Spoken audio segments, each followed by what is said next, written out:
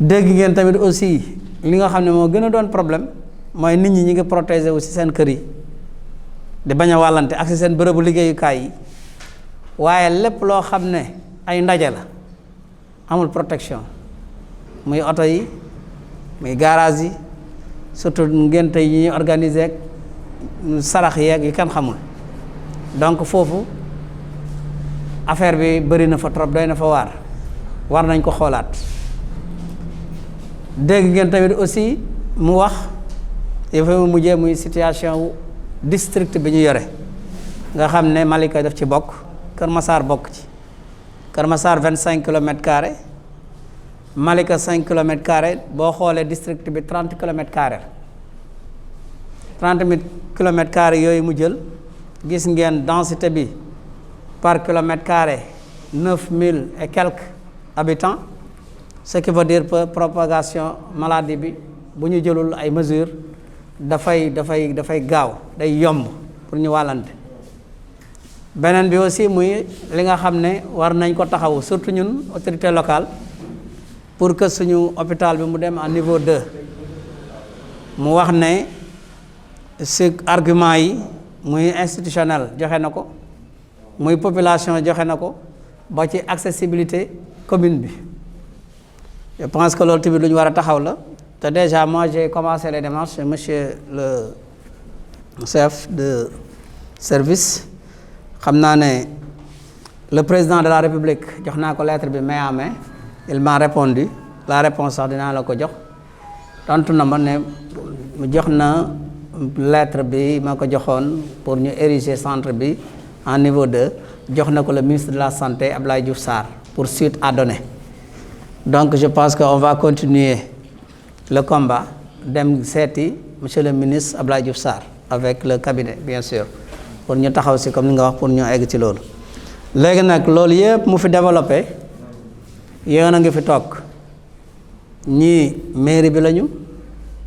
ñii ay groupement lañ fi représenté ñii ay chauffeur ñii ay ASC ñii ay imam njëgeen gis naa ko fi sànq. donc délégué de quartier yi ñu ngi fi ñëpp a ngi fi population Kër Massar yëpp a ngi fi léegi nag couche yi fi nekk tey woowuñu ñëpp mais dañoo woo responsable bu ne ndax bu Ablaye Gueye toogee rek zone Kër Massar yëpp muy zone 12 zone 13 teew na ASC yëpp teew nañu kon dañu woo njiit yi tamit li may bëgg mooy suñu génnee ci réunion tey bii liñ fi développé ak stratégie yi ñu fi wax ngeen woo seen kuréel yooyu ngeen activé waat leen waxaat ak ñoom ñu nekkaat sur le terrain ñu xeexaat affaire bi pour arrêter propagation bi donc loolu la ñuy soxla ci yéen donc je pense que loolu suñ ko defee docteur def na li mu war a def moom moo fi ne yor district bi yor santé bi la mu constaté ak li mu gis ci feebar bi ci ba mu fi duggee mois de mars ba léegi développé na ko fii wax na côté yi nga xam ne fa lañ war a gën a farlu fa lañ war a gën a liggéey fa lañ war a gën a taxaw ak ni ñu war a taxawee jaanam wàcc na léegi nag bal bi si ñun la des damay bëgg nag en tant que maire woote ñëpp ñu taxaw si ñu xeex corona bi au niveau de la commune de Kër Massar parce que nag li tax ñu war a gën a taxaw gën a fës si taxaw bi mooy dañoo yor commune bi gën a peuplé gën a bëri ay nit kon ñun suñu sàgganee rek dara du baax waruñu sàggan kon tey comité de crise bi daje nañu yéen ñi ci bokk ñëpp yéen a ngi fi ba ñoo xam ne sax ay yeneen couches yi ci bokkul tamit ay couches lañ ci population bi lañ bokk ñëw nañ teew nii salle bi feesee rek day wane engouement bi ngeen am parce que le comité de crise 19 personnes rek la boo compté salle bi ñu fi nekk war nañ jege 50 kon ça veut dire que massivement ñëw ngeen mais nag yóbbu leen information bi ci seen groupe yooyu ngeen yore ngeen waxtaanee ko ngeen teg seeni plan d'action ngeen dérouler ko ci biir commune bi pour ñu mën a xeex jàngoro ba nga xam ne peut-être fii ak weer bu ñu fi dajewaatee danañ xam ne suñu réunion bii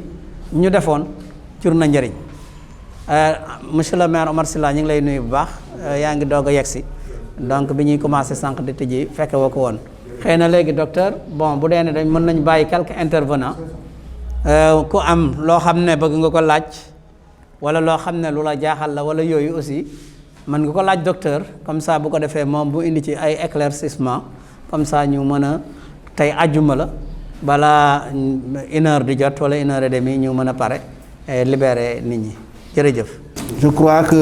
daje bi am na ci solo am na liggéey na ci lu bëree bëri donc dañ koy remercier te à chaque fois fu ñu waxee santé rek dañ koy gis suñu wet donc man nag maay Siré Ndiaye ma yore lu ñuy wax le réseau des CDS bu ngeen ko déggee mooy kuréel yi nga xamante ni mooy comité de santé yu njëkk yi poste de santé bu nekk am na benn kuréel bu koy saytu loolu la ñu tuddee CDS au niveau de Kër Massar man maa koy coordonné bon Malika laa dëkk yàgg naa aussi si li nga xamante ni mooy santé communautaire ba bi nga xamante ni xeex bii tey ñuy wax nii dooroon na ak Kër Massar damay wax sous le contrôle du médecin chef de monsieur le maire ak acteurs communautaires yi ci salle bi yëpp bi ñu toogee Kër Massar parce que bu fi rappelé au début de la maladie lan lañ leen wax restez chez vous ba ci acteurs communautaires yi sax ci yenn districts yi dañ leen demandé woon ni leen toog leen seen kër maanaam bu kenn agir na ñëpp toog mais ñun bi ñu xoolee situation bi xam Kër Massar ñun dañu porté volontaire ñëw ci docteur ni ko ñun mënuñu toog parce que feebar bii ni ñu ko gisee surtout cas de transmission yi commencé na en ce moment Kër Massar avait 6 cas ñu jóg ñu woo acteurs yëpp comme ni ñu ko defee monsieur le maire jàpp ci dugal na ci loxoom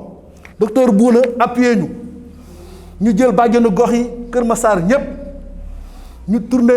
def benn opération tudde ko poste à la une poste de santé bu nekk ñu dem fa ànd ak acteurs yëpp dugg ci quartier yi comme ni mu ko waxee sànq fépp foo xamante ni dafa nekk garage marché en tout cas lépp lu ñu war a def ci poste boobu ñu jàppale poste bi wut suñu oto def suñu carburant sensibiliser joxe masque ainsi de suite mais bi ñu ko doon def dañu gisoon ni vraiment amoon na njariñ li may wax ñëpp ñu ngi fi toog en ce moment gisoon nañu cas yi vraiment bon état bi aussi mesures yi boobu gënoon naa dëgër donc Kër Massar situation bi dem nañ période boo xam ne toog nañu ay fani fan amuñu cas donc ñu kon ne liggéey boobu yàlla def nag ñu wàññi relâchement bi commencé am ñu bàyyi ndiku bi ñu bàyyi ndikoo aussi ñu demaat ba ci kanam ñu gis ni cas yi commencé na amaat tuuti donc teewul ñu bras ba manque suñu loxo ñëwaat nañ ci monsieur le maire xamal ko ni ko il faut ñu jógaat ci Kër Massar donc man fii li ma bëgg a wax rek mooy lépp li ñuy def dañ koy def parce que dañuy am engagement pour le faire man bugguma gëwma des gens ñu orienté ñu ci benn affaire c'est-à-dire que li ngay def defoo ko parce que da nga koy def pour sa askan mais da nga koy def parce que da nga am ay directives wala dañu am ay comme ay orientation c'est pas bon parce que doo ko def ak ni nga ko war a defee man dama gëm ni Kër Massar dispositif bi fi nekk wax nga ko sànq suñu jógee ànd parce que loolu bi ñu ko doon def gënoon naa metti et on avait presque 1 mois yoo xamante ni jour pour jour bon c'est vrai que période boobu kenn génnul kenn dem tout chaque jour on était sur le terrain moi je crois que tey situation bu accès fii Kër Massar ñu gis cas yi léegi rek maa ngi xool aujourd'hui on a 280 et quelques lañ am tey Kër Massar am na 3 cas chaque jour Kër Massar day am cas transmission communautaire léegi il faut ñu jóg moo tax monsieur le maire si intervention dama koy dégg mu wax ni bu ñu génnee fii ku si nekk ak sa kuréel na nga taxaw mais man dafay des monsieur le maire parce que boo ko waxee rek am na ñoom bu ñu génnee fii tamit voilà dañuy dem rek wax ak seen kuréel toog affaire bi du loolu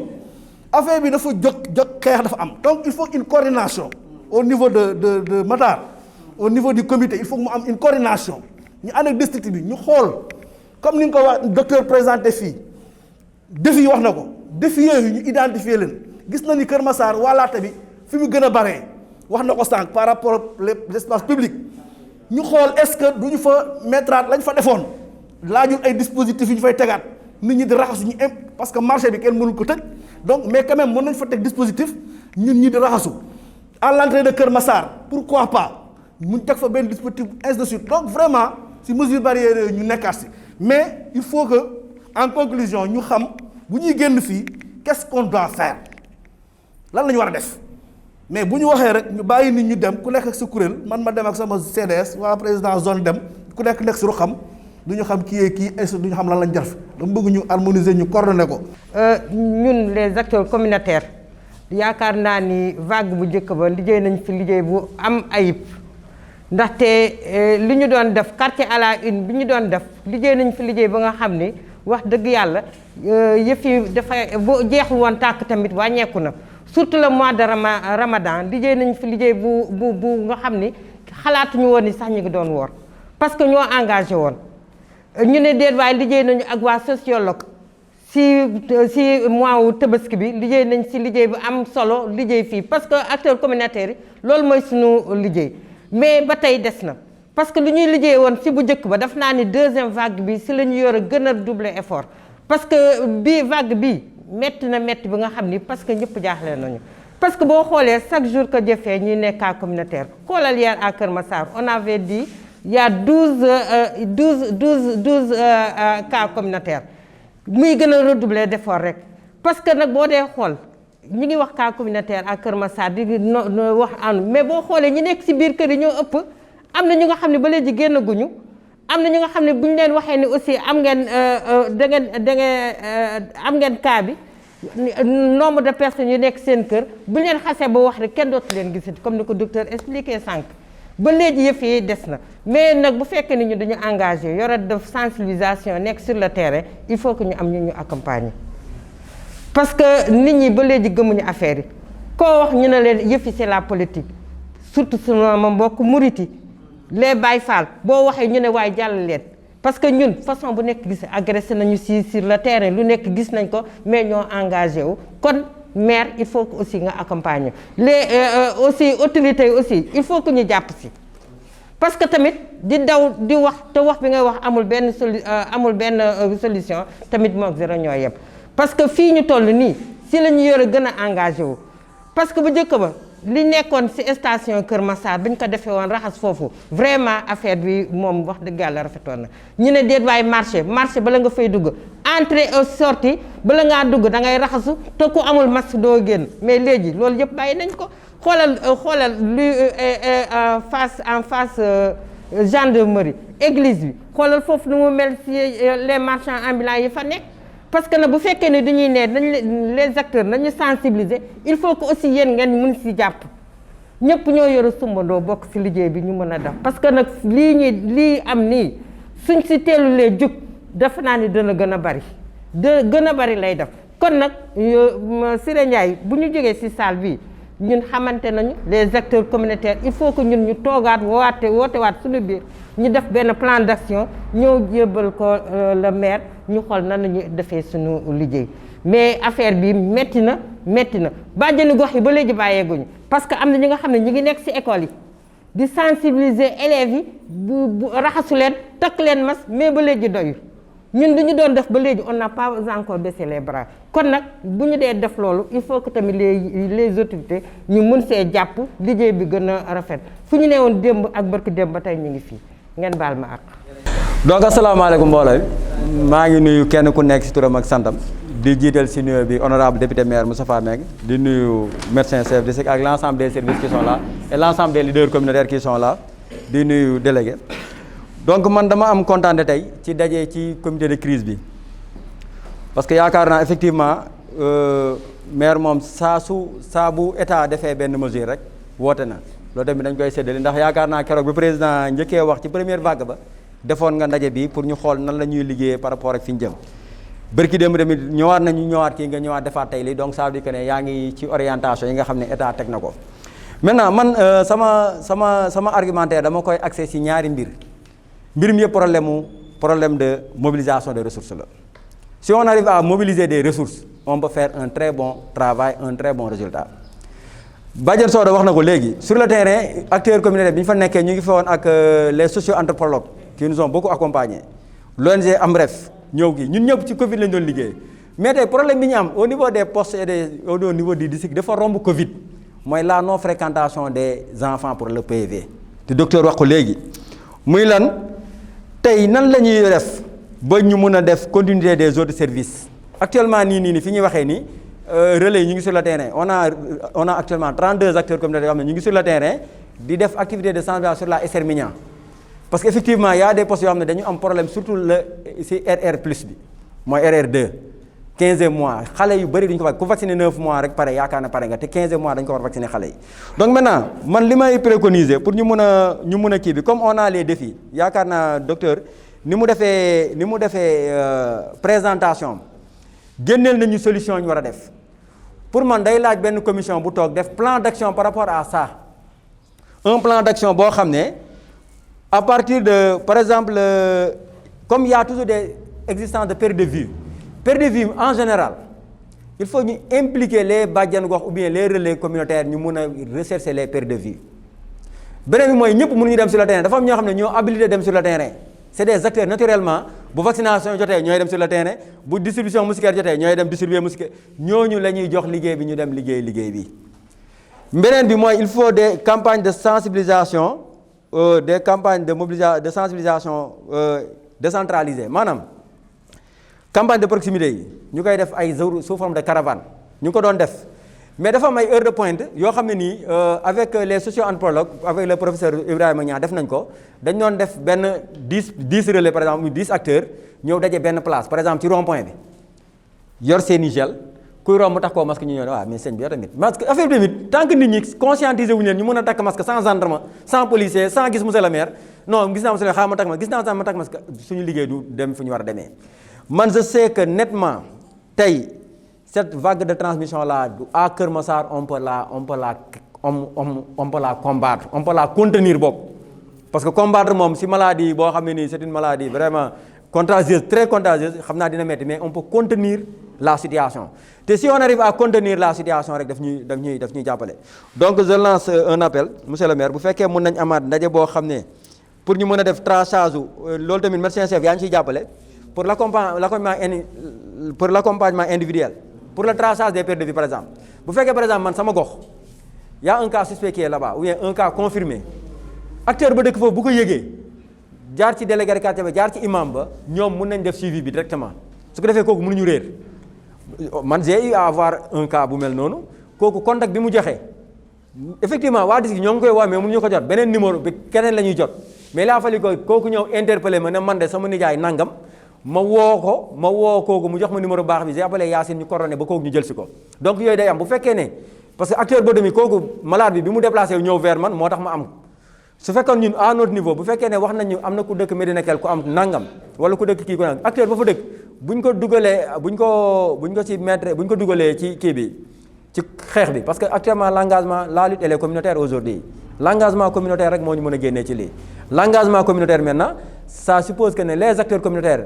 à l'image du délégué de quartier à l'image de l'imam à l'image de l'acteur communautaire de la bàjjen gox ñu nekk ci gox ba bu ñu yëgee lenn mun a jàppale le district par rapport à ça donc sans plus tarder daal man loolu laa am la wax beneen bi mooy dañu nekk ci Covid si Keur Massar le maire a sorti beaucoup de moyens ci première vague bi gis nañ ko l'État a sorti beaucoup de moyens pour Keur Massar yëg nañ ko mais si le système sanitaire tey yëgul le renouvellement tey li ñu mën a jàppee tey ne Keur Massar am na ko ci Covid rek mooy le relèvement du centre de santé mu dem hôpital loolu kese mooy tax ñu ne Keur Massar de ci épidémie Covid lii la ci am mais yi ñu def nii ceeb ak diwlin jeex na bu yàgg te yaakaar naa deuxième vague ceeb ak diwlin moom duñ ko fi joxe du fi amati mais ñu ne au moins centre de santé bi jóge na niveau bii dem na niveau bii parce que tey foofu lañ toll mooy tax nit ñi tamit ñu mën a xam ne parce que tant que on n'arrive pas à relever le plateau sanitaire dañuy am problème donc loolu rek laa amoon la may wax di sant ñëpp di gërëm ñëpp di jégalu encore fois merci beaucoup. Asalaamaaleykum. Bonjour monsieur le maire. Bonjour le médecin-chef du district sanitaire de Keur Massar. Bonjour à notre représentant de l'éducation au niveau de la mairie et bonjour à tous les participants. Man dama ñëw représenter tey madame Lief, l'inspectrice de l'éducation et de la formation bu Keur Massar. Je suis madame Fanta Founé Danfakha. Je suis chargée de la planification au niveau de l'IEF de Keur Massar. IEF tey nag mënul ñëw parce qu'elle est en vidéoconférence avec le ministre. dafa nekk à l'heure où nous sommes mi ngi réunion ak le ministre moo tax mënul ñëw donc je sais pas monsieur Mbengue on continue en français wala tu fais les deux. D'accord, ok, d'accord. Donc c'est un plaisir aujourd'hui d'associer l'éducation nationale à cette rencontre parce qu'on sait qu'il y a une grande frange de la population qui est donc sous notre tutorat. Nous avons les élèves en charge nous avons les enseignants en charge. Et beaucoup de parents d'élèves aussi fréquentent nos structures. Donc le contact est vraiment vivant au niveau de l'éducation nationale. Et on sait aussi que ce combat aussi doit être mené vraiment de façon efficace au niveau du ministère de l'Éducation nationale. Et c'est pour cette raison que depuis la rentrée, l'inspecteur d'académie et les différents inspecteurs de l'éducation et de la formation de notre académie n'ont ménagé aucun effort donc pour rappeler les mesures, l'application stricte des mesures barrières à travers différentes notes de service. Donc tout le temps, Madame Lief envoie des notes de service qu'elle reçoit du ministre, de l'inspecteur d'académie, M. Ganasen, donc pour rappeler les élèves, les professeurs, les instituteurs, l'ensemble donc des enseignants et l'ensemble de la communauté éducative, les applications, le respect strict des mesures barrières. Jusqu'à présent, donc, on continue le lavage des mains au niveau des écoles. Le matériel est toujours sur place. Les élèves mettent le masque, les enseignants également mettent le masque. Il y a du gel aussi. Donc, on respecte les mesures barrières au niveau des écoles. Mais ce n'est pas suffisant. Ce n'est pas au niveau de l'école seulement qu'on doit respecter. Sinon, ce serait peine perdue. Donc, les enfants, chaque enfant, comme on a l'habitude de le dire, on dit que l'école est un tuyau. Chaque enfant est un tuyau. Donc, chaque enfant qu'on forme, qu'on sensibilise sur les mesures barrières, ira à la maison et demandera à ses parents, à son entourage de le respecter. Sur ce plan, donc, nous disons donc à Monsieur le maire, au médecin-chef du district sanitaire de Keur Massar que nous sommes vraiment satisfaits de leur travail au niveau de la résilience, au niveau donc de la lutte contre la COVID-19. Mais il reste encore, on voudrait vraiment que la sensibilisation soit encore poussée au niveau des écoles. Ces diapos qu'on a vus aujourd'hui seraient vraiment les bienvenus. Parce que la sensibilisation de façon théorique, c'est bien, mais il faut chercher à atteindre encore plus les cibles. Aujourd'hui, tous ceux qui sont là, qui ont vu ces diapos-là, je pense qu'ils ont ressenti quelque chose. C'est ça qu'on voudrait avoir. Si au moins on peut avoir, même si ce n'est pas l'ensemble des diapos, mais au moins les parties les plus significatives où il y a les courbes qui expliquent qui n'ont pas besoin de littérature. Si on peut avoir ça au niveau des structures, vraiment, ce serait la bienvenue. Et je vous transmets donc les salutations de Madame Lief. Je vous remercie de votre attention. Parce que le président Sénégal wax na ko parce que l'engagement communautaire nit ki foog nga jël sa kii bopp pas-pas bopp nga ne damay wax nit ñi sensibiliser bu nekk si liggéey tey docteur lu wax fii man de wax dëgg yàlla damay gën changer ko comportement te madame lu wax aussi vraiment docteur même c'est que mun na am lépp li nga def jàpp foofu suñu moo ne am as tuut sax loo xam ne soo demee da nga teg da nga won nit ki nga ASC nga waxtaan ñoom nga ne lii moo am parce que instant ASC yi bëri nga nelaw je vous cache pas xam nga si dara parce que membre ASC nga mais tey foog nga teg si loxo nit ñi dara nga xam ne lii moom am docteur li nga wax fii léegi man vraiment je suis bon instant bi moom su ma jógee fi xam naa moom naa gën a changer comportement au niveau de ma maison de mon service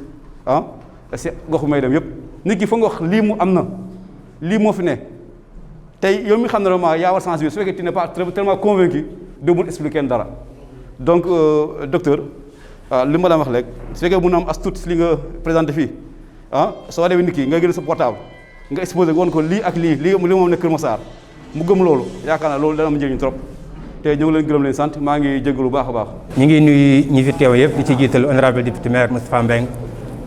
di nuyu médecin chef docteur Bouna ñu ngi nuyu adjoint au maire yi di nuyu conseil municipal bi di nuyu relais communautaire yi di nuyu bàjjen yi di nuyu Siré Ndiaye en tant que responsable CEDES ñu ngi nuyu ñi fi teew ñëpp di rafetlu daje tey bi d'abord parce que nañ ko def joo gis nañ ko waxtaane moom moo ci war a jiitu te lii dafa am solo yaakaar naa tey salle bi ku fi toog tey jii yow sensible nga parce que nit ki bala nga mën a sensibiliser kenn da ngay sensible yow d'abord ba pare te tey ku fi teew fii xam nga ne affaire bi grave na comme affaire bi grave na nag li fokk ñu jël jógaay taxawaay bu nga xam ne bii dana tolloog li ñu ne woon fii parce que comme ni ko Siro waxee am na ñu ko wax tamit fokk ñu wut plan d'action bu nga xam ne bii moom la ñuy tëral su ko defee ñu continuer ko comme ni ñu ko doon defee parce que xam nga feebar bi boo gisee mu grave mooy parce que démb bi ma gisee ñu ni changé na fi 72 fois yoo xam ne dafay mi ngi changé wu di changé donc kon affaire bi dafa grave parce que moom comme moom day xeex te bu la attaqué yëg ne mënu ci yow dara day delluwaat gannaaw day jëlaat ay motuwaayam day préparé waat comme attaqué na la amul ndam buy delluwaatee day jëlaat yeneen mesures donc loolu moo tax affaire bi compliqué waaw te luñ nag dañu dem bu mujj nag nit ñi dañu toog rek bàyyi la ko waaw ki nga xam ne moom mi ngi préparé waat di seet nu mu lay engagé naka lay def ba faagaagal la ah yow nga gën a bàyyeeku parce que affaire bi li tax mu gën a garaaw mooy nit ñi dañu ko gëmul am na ñoo xam ne gëm nañu ko mais jël matuwaay yi yombu leen bi ci des mooy damay wax toujours nii bul xool kiy wax xoolal li muy wax léeg-léeg nga dégg naan waaw ñoom ñi nga xam ne ñoom sax respecté wuñu xoolal ñoom seen bopp mais xoolal yow li mu lay wax ndax sa intérêt nga ci bul xool kiy wax même bu fekkee ne moom jëmm ji arrangé wu la mais xoolal li muy wax ndax sa intérêt nga ci wala déet kon lii médecin chef def nii lu am solo la parce que ñoom ni ñu leen di dégloo duñu ko dégloo ñeneen ñi parce que monsieur le maire bu doon wax dañ am na ku nga xam ne kii monsieur le maire neexu ko politiquement neexu ko du sax déglu la muy wax jëmmi maire moo ko neexul moo sax message bu du jàll sax ci moom parce que moom aspect politique rek lay xool donc lii du affaire politique nañu xam ni population bi la ñuy jéem seet naka la ñuy def ba protéger leen kon nañ jël matawaay yu nga xam ni dañuy teg fële politique ñu xeex ak lii ba mu jóge fi kenn ku nekk doogay dem ci sa camp politique mais lii population bi la ñuy jéem a seet nu ñu fexe ba protéger leen parce que dañuy wax ni tere mu të bàyyil mu gis mais olof ni mais koo xam ne bu gisee wan la boo ko teree mu të tamit bu la ko bàyyi mu gis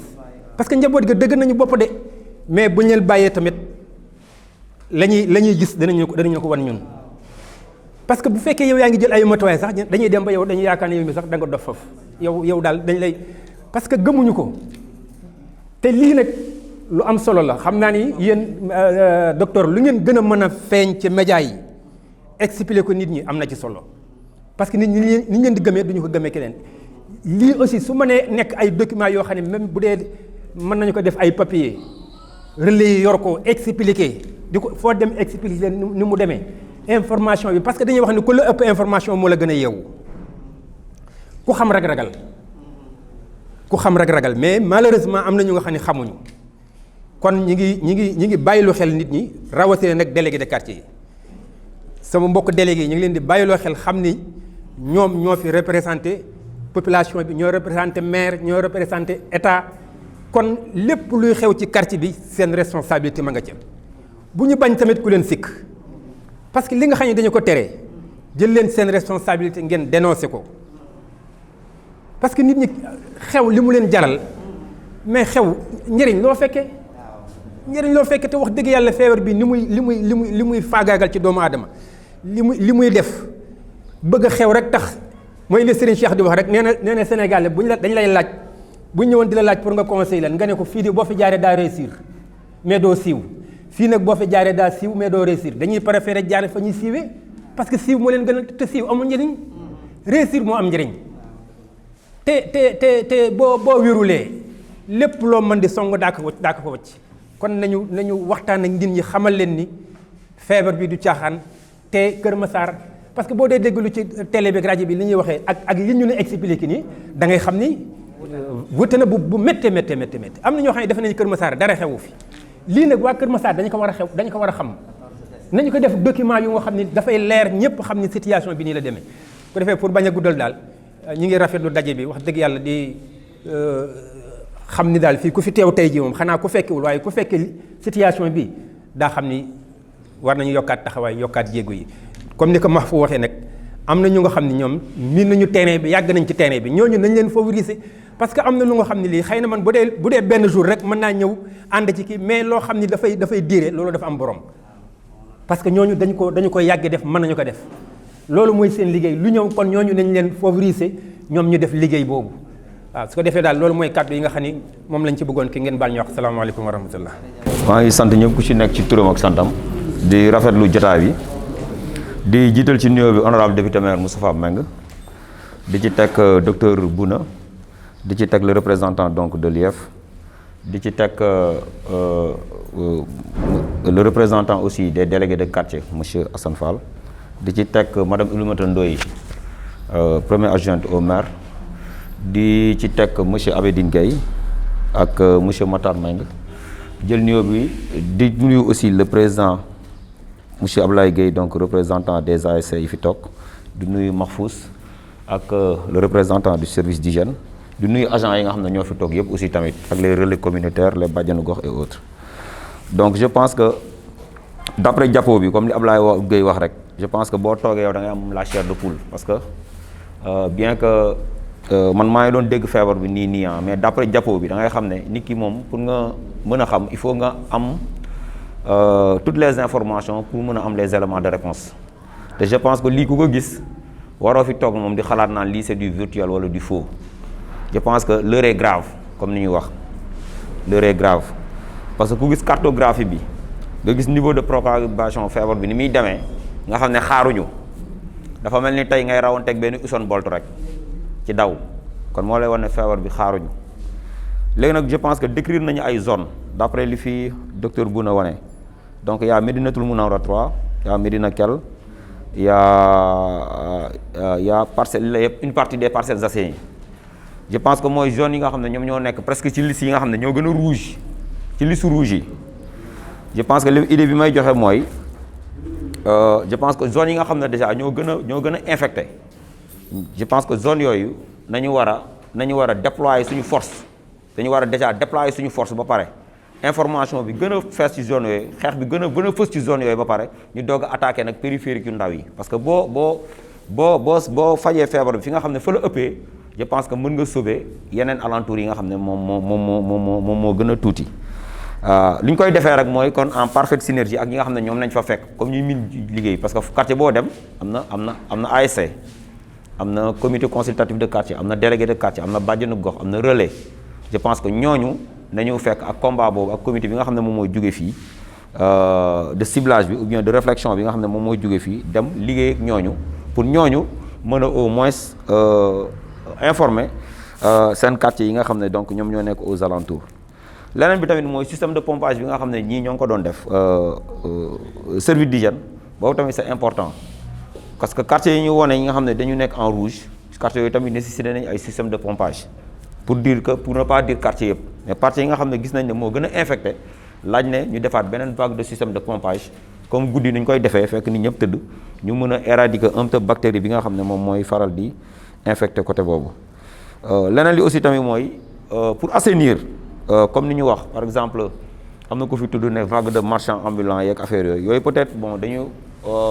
comme ni ko honorable yàggee def rek bind auprès donc des supérieurs ñu xool nu ñu renforcer donc dispositif sécuritaire bi avec la gendarmerie avec aussi les éléments de la mairie ñu xool aussi artères yi nga xam ne jàpp nañ ne daal vraiment regroupement bi dafay bari ñu xool aussi ñooñu naka nañ leen di dégager donc au niveau du marché defoon nañ ko fi ça a marché mais bii pas dañuy changer format bi parce que boobu y avait trop de portes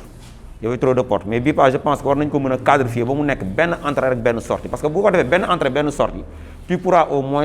contenir nit ñi nga xam ne ñoo fay ñëw ku dugg sol masque ci entrée bi booy génn ci sortie bi ñu xam ne sortie masque mais y avait trop de portes finalement donc nit ñi aussi mënuñu nekk ci benn porte de 8 heures jusqu'à 22 heures benn heure bi aussi bu ñu wàccee day am tuuti faille mais bu ñu ko defee 2 portes rek xam nañ koy quadrifier donc ñu waxtaan ceeg ak comité de gestion du marché bi fa nekk ñu xool aussi naka nañ koy liggéey je pense que defoon nañ ko xam nañu fu ñu jaar aussi ba defaat ko donc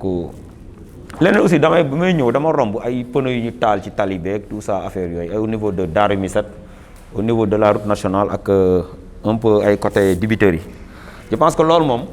kenn kenn ku ci nekk war nga ci yar sa bopp parce que man maa koy taal yow yaa koy taal keneen a koy taal suñuy njaboot ñoo koy def kon kenn ku ci nekk war nga mën a sensibiliser sa waa koñ si le niveau de responsabilité bi nga xam ne kenn ku nekk am nga ci feebar bi parce que am na loo xam ne c'est des actes de vandalisme ak inconscient parce que ça ne sert à rien ngay yàq ay édifices wala di taal ay pneu ci loo xam ne donc décret la boo xam ne déjà président moo ko jël nit ki boo respecté sa pap respecté sa yaay da nga war a respecté autorité bi nga xam ne aussi tamit moom moo jël dara def ko parce que moom moo la tënk moo tënk keneen te li mu koy def foog naa sa njëriñu bopp la waaw parce que ki ne la heure bi ba heure bi kenn mënatul def lii je pense que sa santé bopp la bëggal je pense que loolu aussi ñu gën ci bàyyi xel gën ci di ci conscientiser ñi nga xam ne aussi ñun nañ dëkkal fu ñu dem aussi tamit di véhiculer waale loolu maanaam di ko terminer waale téye leen seen doom yi bu leen nangu ñuy génn di ànd ak vague bi nga xam ne ñooy dem di sànni xeer wala di koj policier wala lii parce que tamit ku ñu ci jàpp aussi tamit ñoom dañuy def seen liggéey te dañuy def seen liggéey rek après ku ñu ci jàpp doom yaay woo fii monsieur le maire yaay woo délégué yaay woo keneen te bu boobaa aussi day fekk ne mbir mi yàgg na fenn wala aussi tamit mu trop tard en tout cas daal maa ngi ñaan ñun ñëpp ñu dugal suñu loxo ci combat yi parce que ñun ñi ñëpp kenn ku ci nekk fa nga dëkk am nga fa groupement am nga fa ASC am nga fa lekk kenn ku ci nekk nay def ndëgam ndaje sax dañ koy tere mais nay def sax sur tuuti par 15 personnes 10 personnes nga leen di gis di déplacé wu dem di waxtaan ak ñoom di leen xamal ne kat carrément wax dëgg yàlla lii ak lii moo am te man dañoo def ma gis léegi nag bu ñu mënee am sax des échantillons yi nga xam ne aussi moom nañ fi produire que ça soit sur clé ñu mën ko def sur benn document boo xam ne ay flyers lay doon war a dara am na ñu jàng ñoo xam ne boo leen ko wanee ñooñu dinañ gën a xam comme li délégué wax dinañ gën a xam aussi rythme feebar bi fu mu toll parce que chiffres yi moom ku ko gis moom bu fekkee tu es conscient ba pare jàng nga je pense que non seulement boo fi génnee di nga changer yow say geste ñu tamit service yi nga xam ne dénk nañu ko aussi tamit war nañu mën a conscient agent yi nga xam ne aussi tamit ñoom la ñu liggéeyal ñu changer aussi tamit seen geste par rapport ak aussi li nga xam ne aussi tamit moom mooy feebar bi je pense que loolu rek laa ci doon leeral di sant ñëpp di gërëm ñëpp merci. salaamaaleykum kii maa ngi nuyu ku nekk si turam ak santam je crois que ñun ñii si première vague bi am na benn liggéey bu ñu tàmbali woon te monsieur le maire sax appuyé woon nañ si bu baax a baax ànd ak ñun si liggéey bi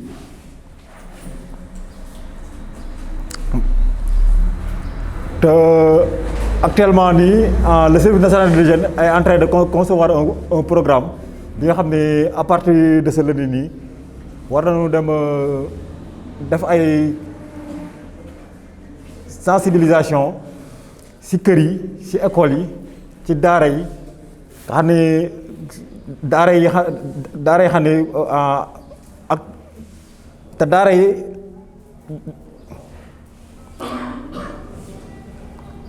dañ may kii nag dañ may xaw a exiger parce que dama dër quoi si daara yi nga xam ne dañuy concentrer ay population bu bëri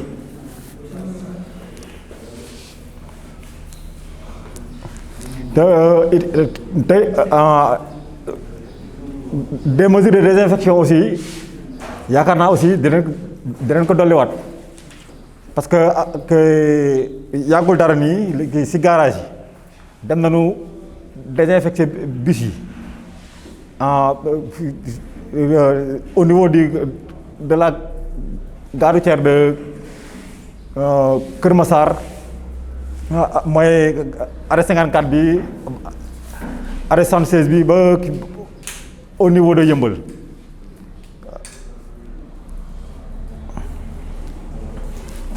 te yaakaar naa liggéey boobu dinañ si gën a taxaw bu ñu amee appui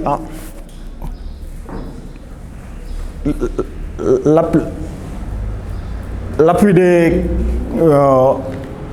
collectivités locales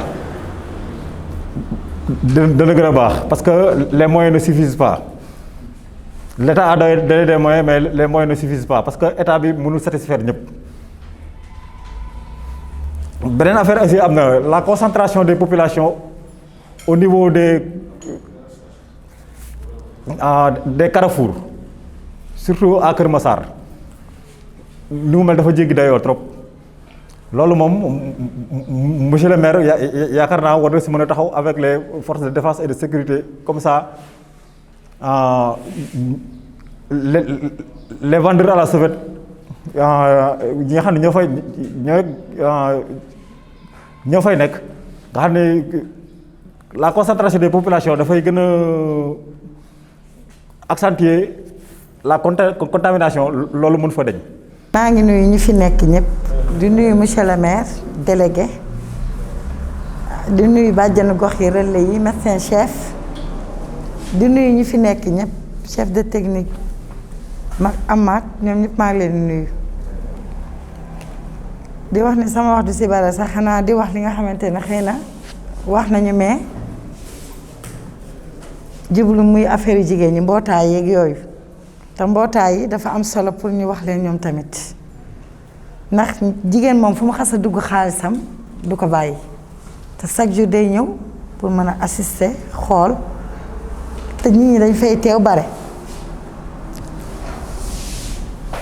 te jigéen ñi tamit defe naa ni foofu maa ngi ciy félicité bàjjenu gox yi ndax foofu tamit seen taxawaay foofu tamit war nañ saa gën a mën a boole loolu waaw ñii ay ñoo ngi am mbootaay àllarba samedi wala alxames wala altine te bu ñu toogee ni dañuy xaar ba feebar bi jeex seen natt fu mu war a jeexee du fa jeexee muy tardeel te xamoo nit ki problème mu natt dina ko am loolu yëpp tamit defe naa war nañ see mën a waxtaan ak ñoom tamit ñu xool naka la ñuy mën a defee seen natt yi nit ñi bañ a bare kuy yóbbante ba pare marché bi tamit maire commandant tamit leen de war nga ko see mën a waxtaan ak moom tamit pour marché yi nekk fii benn gendarme porte bu ne bu sa taxawee kuy dugg sol max raxasu diwoo sa gel suñ ko deful noonu mu accompagner service technique ndax loolu liggéeyu service technique lañu dañu war a dem ci buntu marché yi seet nañ leen pointé kuy ñëw dugg te solo sa mag ñun la doo dem marché boo ko tàmmee di nga dem ba booy jënd sa kër di nga ko fàttaliku loolu tamit il faut que tamit ñu kii ko ci population bi liggéey ko avec les gendarmes loolu tamit bëggoon naa tamit dolli ko ci rek pour xëy na boo waxee commandant tamit dina la mën a permettre moom tamit may la ay ñi nga xamante dañuy taxaw marché yi benn par benn dama sol max wala dama jënd max soo ko defee di nga ko def tàmmal ko sa bopp man rek loolu laa si amoon di la wax di la félicité nag bu baax ni la acte bu président def rek yaa ngi def sa liggéey yow tamit xaaroo ku la soññ si dara kon defe naa sa population ñor na la te defe naa sa commune bi tamit wax dëgg yàlla yaa ngi seet noo koy sauver di la si félicité bu baax a baax di la wax sa taxawaay rafet na si biir commune gi ndax Mahfouz am na si tey suivi ba taxaw wax ko léegi kon nag lii rek la ñuy doyee njiit si biir population ndax président mi ngi sàmm ñëpp waaye yow it yaa ngi sàmm sa population muy sa commune bi nga am di la wax nag mu gaaw ñu def ko département ndax oyof bi yan bi oyof sa kaw ndax diis na loolu merci beaucoup. Voilà, merci beaucoup monsieur le maire. Bon li may njëkk commencé mooy nuyu baax honorable député maire Moustapha Mbengue di ko sant di ko gërëm ci engagement am surtout à servir les populations nuyu monsieur le médecin chef docteur Bouna mooy ci taxawaayam ci wér-gu-yaramu Kër Massar nuyu également madame Lief représentée par madame Danfa di planificatrice au niveau de Lief di nekk jàmbaar aussi ci wàllum njàng mi nuyu le président des délégués de quartier Moussa Assane Fall bi xam ne ba moo jiitee kuréelu délégué de quartier yi ñu nuyu ko baax sant ko ci teewaay bi nuyu la présidente des bàjjenu gox madame Sora Fall nuyu également le président des relais communautaires monsieur Mahfouz Gueye nuyu aussi la première adjointe au maire madame Oulimata Ndoye présidente des femmes nuyu aussi monsieur le directeur de cabinet monsieur Abidine Gueye nuyu monsieur le maire adjoint au maire monsieur Omar Silla le président du réseau des CDS moo ñuy daje ci kuréel yu bëri bëri ma koy nuyu le représentant du service d'hygiène di sant ñëpp di nuyu tous les chefs de service yu teew ak tous les agents municipaux yi def déplacement nuyu le représentant des imams sa imam Ndiéguène képp ku teew rek nuyu nañ la sant la boo gisee ma jël kàddu surtout mooy wax taxawaayu la mairie de Kër Massar ci xeex bi honorable député maire Moustapha Mbengue mën naa wax ni ba nu sampee ba président waxee on va en guerre muy la déclaration historique du 14 mars le 16 mars honorable député maire Moustapha Mbengue installé na le comité de crise xam naa ni bu ñu ko xoolee diggante ndax samedi la ko wax 14 dimanche du 15 lundi 16 à 9h moo installé le comité de crise xam naa bu nekkul le premier comité de crise au Sénégal dina ma jaaxal kon loolu wane na farloom wane na taxawaayam pour xeex feebar bi ci biir xeex bi aussi docteur l'a rappelé tout à l'heure ñu koy félicité ci brillant exposé bu mu def wax nu réellement li xew parce que loolu aussi mooy taxawaayam en tant que ki yor district bi ci wàllu wér-gu-yaram taxawaay boobu ñu sant ko ci gërëm ko ci mais boo xoolee du 14 mars à notre premier cas le 3 avril foofu aussi combat moo fa nekk parce que taxawaay bi moo tax ñu yeex ci jot mais bañ ci jotee aussi slogan bi gën a siiw ci dëkk bi yëpp ñu koy wax muy masque bi Kër Massar mu ko njëkk a taxawal avec le député maire un Massarois un masque yaakaar naa l'histoire a donné raison que taxawaay boobu ci un Massarois un masque boobu fexe na ba askanu Sénégal yëpp ñëpp xam ne masque bii kat mën na noo jàppale ci xeex bi kon loolu aussi day am solo ñu wax ko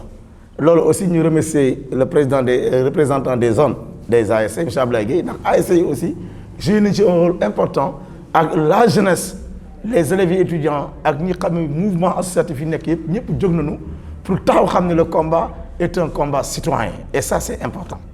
kon boo ko jàngatee dafa nekk loo xam ni ci wàllu taxawaay borom kër gi taxaw na indi na moyens aussi parce que ci Covid 19 bi il faut ñu faral di ko wax ndax plus de 165 millions commune de Kër Massar décaissé na ko pour xeex Covid 19 bi te loolu moom lañ mën a xayma nii mais lañ ca def sax ëpp na loolu ci taxawaay bi mu nekk loo xam aussi dafa am solo ci wàllu école yi parce que sànq madame la planificatrice wax na ko bon man en matière de charge de l'éducation dégguma cas ci école yi dégguma ko parce que aussi loolu lu ko waral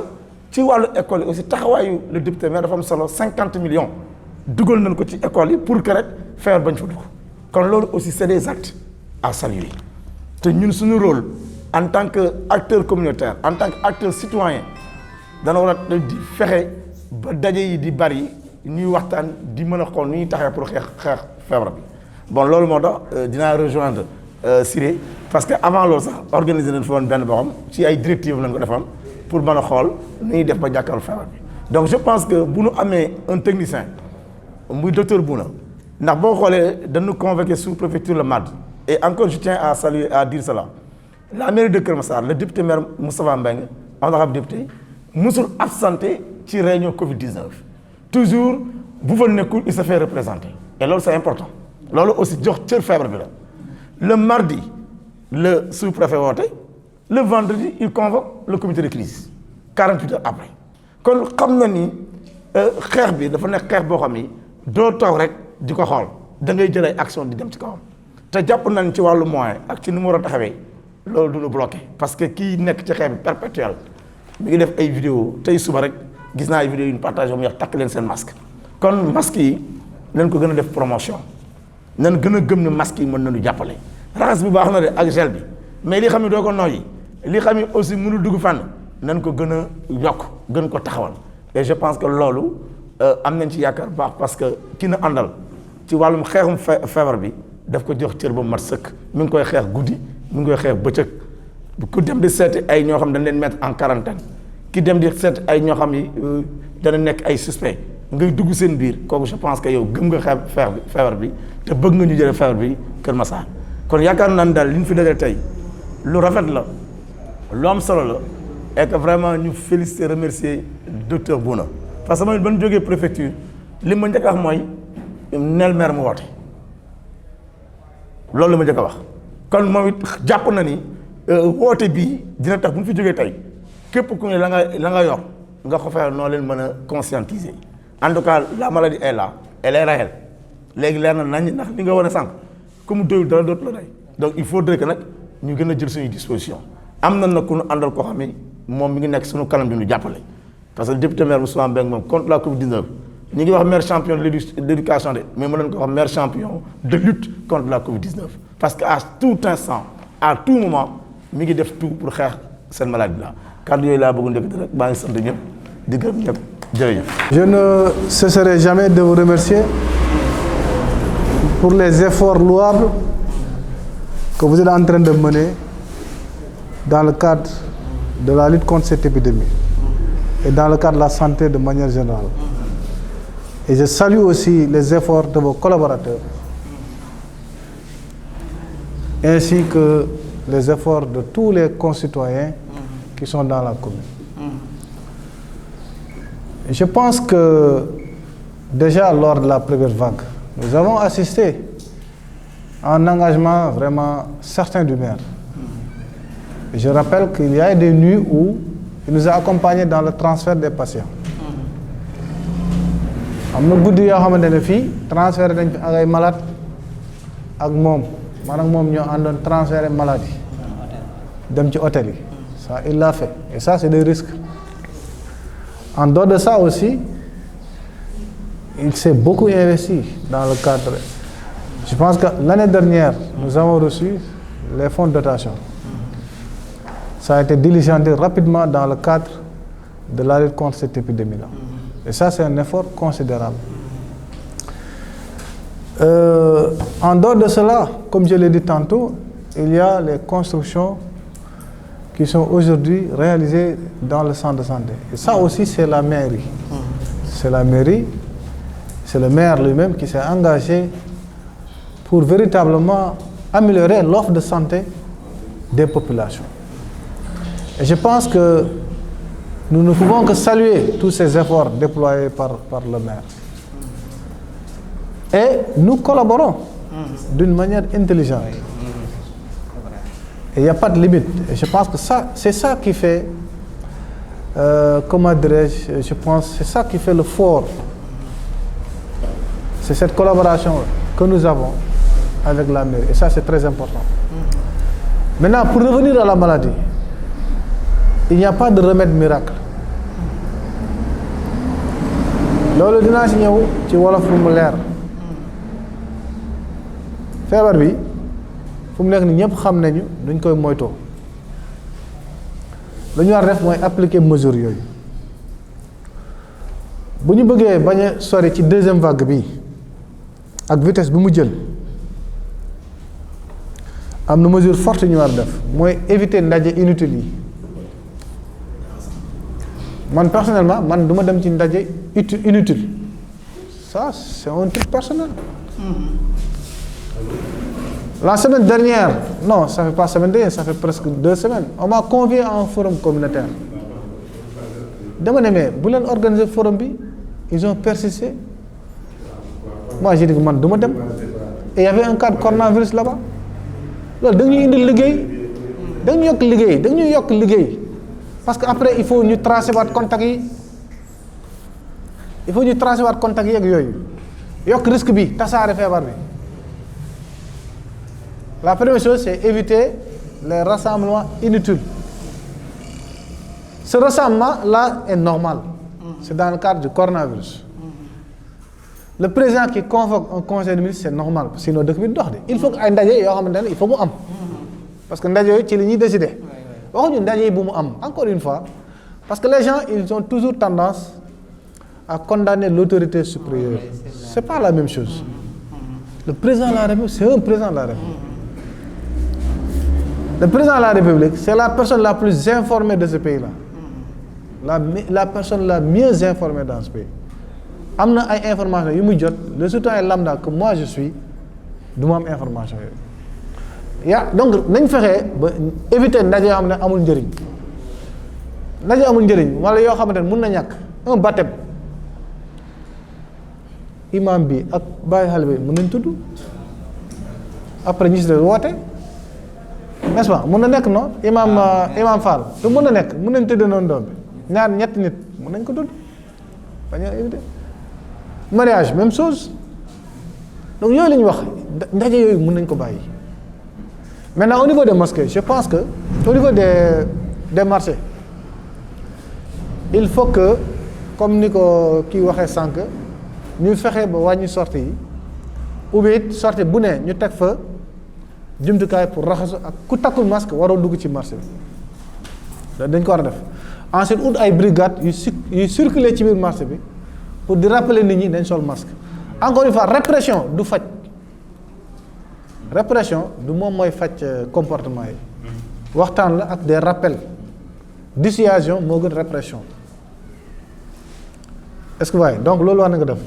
donc ci marché yi il faut mu am ay nit ñoo xamante ne agent de sécurité yi nekk ci marché bi di circuler ci biir di xool ndax nit ñi ñu ngi takk seen masque képp kuy dugg ci marché bi war ngaa raxas sooy loxo ça c'est important c'est la même chose qu'on doit faire dans les mosquées puisque mosquées yi ñu ngi continuer di julli loolu la ñu war def dans les bus yi mais service d'hygiène mënuñu chaque fois di pulvériser bus yi borom bus bi ne pulvérise busam quand même bus yi bus bu yóbbee nit bu yeggee loolu dañ ko war a wax mairie da ko war a wax chef de garage bus bu demee bu yeggee dañ ko war a fomp eau de javel waxuñu c'est très simple jarul yor appareil même su ngeen yor appareil am na ay lave-vaisselle toujours nga wax lave-vaisselle yi nga xamante ne day ànd ak pompe nii voilà madaari lave-vaisselle bu liquide bu jeexee mun nga ci def ndox ak eau de javel nga pompe fomp donc pompe oto bi suy yebaat ay nit mu yeb ay nit donc loolu dafa war a am obligatoirement bus bu à l'arrivée dañ ko war a pompe au départ dañ ko war a pompe parce que transmission yi ci affaire yi la jàppande ak yooyu n'est-ce pas ça c'est des mesures publiques yoo xam ne mun nañ ko def dans les administrations publiques comme la mairie comme ailleurs dafa war a am raxasukaay buntu kii bi buntu administration publique yëpp dafa war a am fépp fu ndaje war a am foo xam nit ñi dañ fay liggéey ñu kiiw beneen bi aussi war nañ dem ci télétravail travail yi nga xamante ne mën nañ toog seen kër war nañ mën a toog seen kër gis nga bu doon réew boo xam ne bu am moyen la bu ñun ñëpp bu ñu toogoon 1 mois suñu kër feebar bi jeex mais mënuñ ko nag bu ñu jëloon répit 1 mois mais ça suppose que am na ñoo xamante ne bu ñu liggéeyul du ñu mën lekk aussi moyen bu amoon bu ñu toogoon ñun ñëpp 1 mois feebar bi jeex mais comme mënuñ ko il faut que nit ñi liggéey aussi mais nañ ci boole ay mesures yooyu dañ ko war a boole ah je pense que ça il faut aussi ñi nga xamante ne télétravail il faut que ñu def ko télétravail dans les administrations commencé wàññi personnel bi maanaam ñuy toog seen kër di liggéey waxuñ nelaw mais di liggéey ndax léegi mën nga liggéey mën nga toog sa kër bu dee liggéey kii la mën nga wax def yooyu c'est important beneen bi aussi mooy nit ñi la manière même de porter le masque aussi c'est important il faut ñu porter ko très bien il faut bien porter le masque ça doit couvrir le nez et la bouche c'est important et éviter de se serrer la main donc mesures yooyu moo fi nekk ba léegi donc li ñu maanaam motukaay yi jëloon ci première vague bi bu ñu ko jëlee ci deuxième vague bi feebar day jeex te mën na jeex ça c'est très possible waaw virus bi moom amul tànk mais ci kaw nit ki lay yéeg pour dem c'est un comme je le dis c'est un passager clandestin dont le véhicule n'est rien d'autre que l'être humain c'est un passager clandestin dont le véhicule n'est rien d'autre que l'être humain nit ki moo koy yóbbu en tout cas loolu rek laa amal li may wax ensuite di gën a farlu ñi nga xamante ne ñooy acteurs communautaires yi pour ñu taxawaat ci liggéey bi waaw ñu taxawaat ci liggéey bi c'est-à-dire organiser des caravanes parce que caravane nekk ci voilà dañuy dox respecter en tout cas la distanciation physique et sociale organiser des caravanes def des visites dans des marchés def visite dans les gares routières loolu bokk na ci loo xamante ne dina mën a en tout cas ku leen woo ci ndaje boo xamante ne mun ngeen bañ a dem conseil bi ma leen jox yéen ñi fi ñëw tey bu leen dem ci ndaje boo xamante ne mun naa ñàkk waaw bu leen ci dem loolu daal mooy mesure yi nga xamante ne suñ ko defee feebar mun na fi jógee encore une fois vraiment di rafetlu yéen ñëpp seen teewaay fii ça montre encore une fois que yéen ñëpp da ngeen engagé wu que feebar bi ñor na leen parce que on a pris de votre temps on a pris une journée yéen ñëpp am ngeen ay yitte on a pris une journée de votre temps cela montre quand même votre engagement et vraiment nous vous remercions beaucoup merci encore monsieur le maire. Merci beaucoup docteur, moi aussi à mon tour je vous remercie vraiment pour la collaboration franche que vous avez avec la municipalité. Donc depuis 2014 je suis là, mais depuis 2014 le district de santé et la commune de Keur Massar vraiment ont une bonne collaboration. Il n'y a jamais eu de problème entre le district et la commune. Et nous faisons le maximum possible vraiment pour vous appuyer à fonctionner. Et ça, vous l'avez témoigné tout de suite. Donc cette collaboration, je pense que va continuer. Même si ce n'était pas le Covid, cette collaboration doit continuer. Donc, et la lutte encore de la Covid-19. Et je vous remercie pour vraiment l'excellent travail que vous abattez avec vos personnels médicaux. Et remercier aussi l'IF, Madame la représentante de l'IF. Et je vous envoie mes salutations à l'IF. Elle aussi pour la collaboration franche qu'il a avec la municipalité. Nous l'avons appuyé et nous avons vu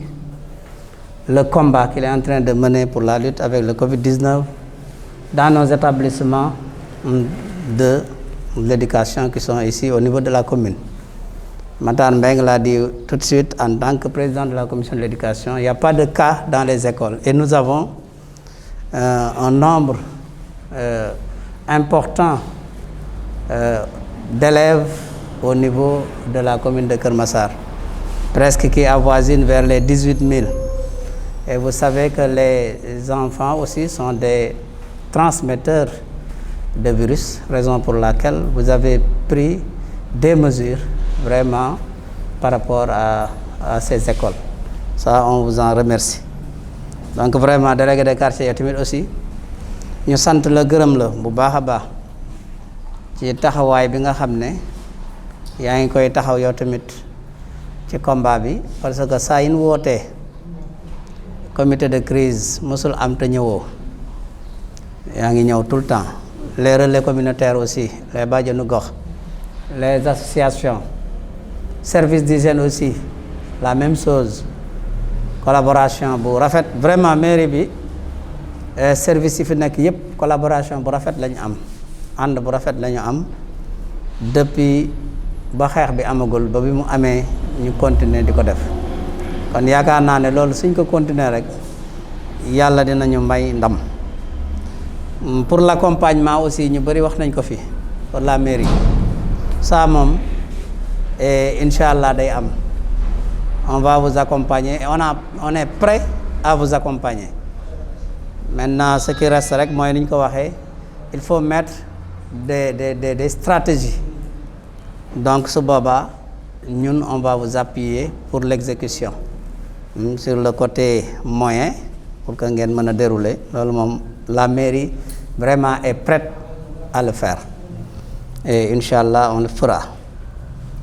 Donc beneen bi ci des aussi muy li may wax rek mooy lancer un appel à la population et am na ko wax sànq, le président de la République est la personne la plus informée du pays. Donc s'il prend des décisions, donc vraiment ñun mënuñu lu dul jéem ko fexe appliquer. Mais nag ñun ñëpp am nañ ci ay responsabilités. Hier j'ai entendu Félix Antoine Diome, ministre de l'Intérieur, di wax ne xale yi di génn ci biti di taal ay pneu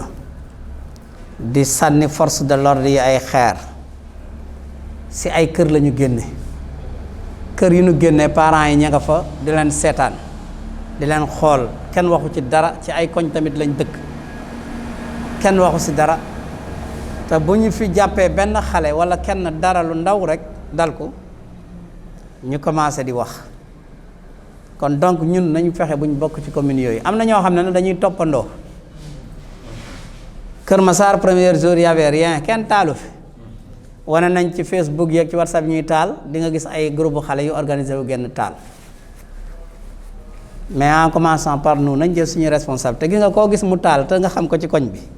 woowal délégué wax ko, mu wax ko commandant wala mu wax ko maire mu wax ko commandant ñëw jàpp ko. Loolu moo koy faj. Ñiy taal fii lañ dëkk, xam nañ leen. Ñun bu ñu nëbbal kenn dara, suñ la gisee nga koy def guddi bu ma yeewoo naa ko wax ñi ma ko war a wax ñu ñëw fekk la ba sa kër jàpp la parce que loolu rek moo koy faj parce que nit ñi mënuñu xeex feebar bi benn nit bu dee rek dafa am importance waxuma la tey Kër Massar ñu ne 14 personnes ñàkk nañ seen bakkan ci coronavirus bi ñu jël ay mesures yow ngay ñëw ne mesures yooyu dafi am ak mesures yi amul njëriñ ak amul solo damay taalipu naag damay def nii loolu ñun waruñu ko seetaan te loolu nag suñ ci jógee ñun bëgg mu jeex rek mu jeex te kooku j'interpelle le délégué wax na nga ci waxtaan ak les délégués de quartier yi nga xam ne xale yi ñi ngi fay taal bu ñu nëbbal kenn dara nañu dénoncé ñi nga xam ne ñu ngi def acte yooyu ñu jàpp leen maa ngi déggante commandant am na ay boo yoo xam ne jàpp nañ leen parce que démb bokkoon nañ si ñu doon taal parce que dañ leen di dénoncé fii Sénégal moom loo fi def nit ñi dinañ ko xam ne dañ la boole donc bu ñu leen nëbbal loolu message la boo xam ne bëggoon naa ko lancé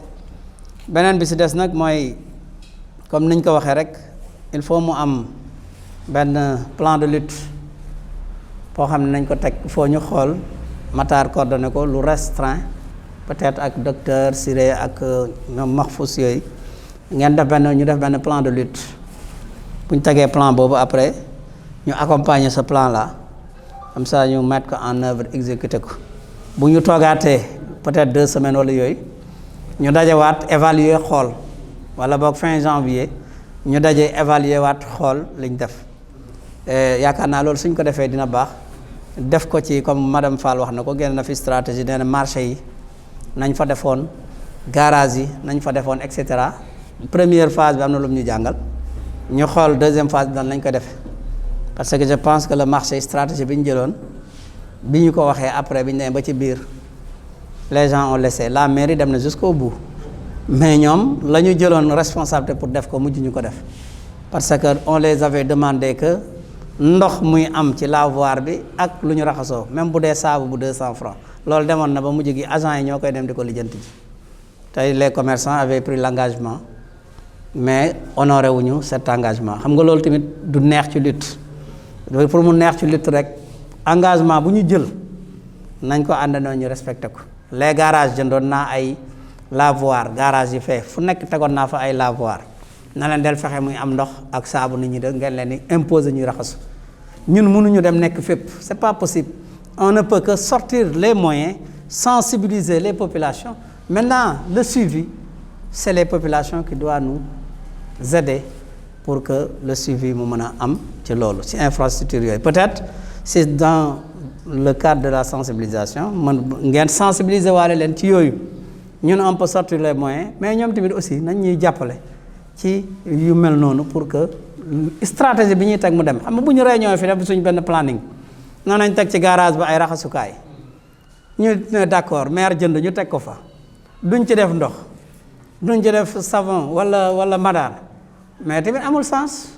su boobaa tamit du jariñ dara donc yu mel noonu dans le cadre de la sensibilisation loolu ngeen gën ci insister ci yu mel noonu comme ça yaakaar naa su boobaa dootul am benn problème vraiment comme ni ko docteur waxee rek ñu ngi leen di remercier yéen ñëpp de votre présence vraiment tey àjjuma la et puis amoon na leneen loo leen waroon def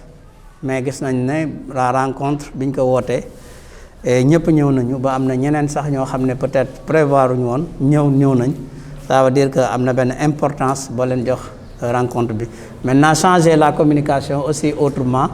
comme l'a dit la représentante de l'IEF c'est important vous donnez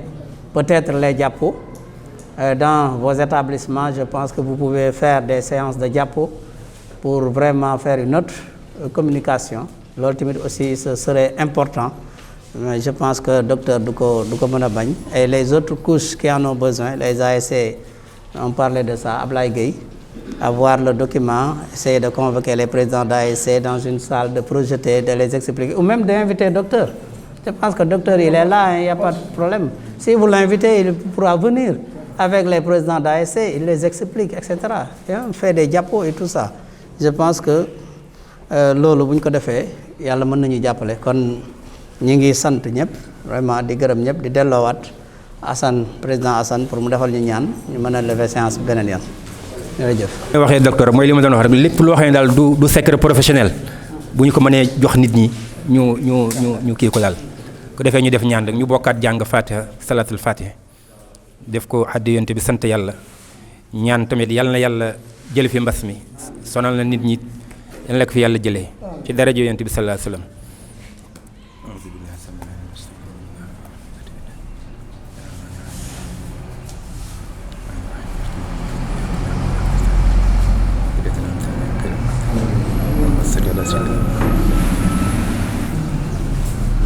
هذه الناس لا تستقيم ولا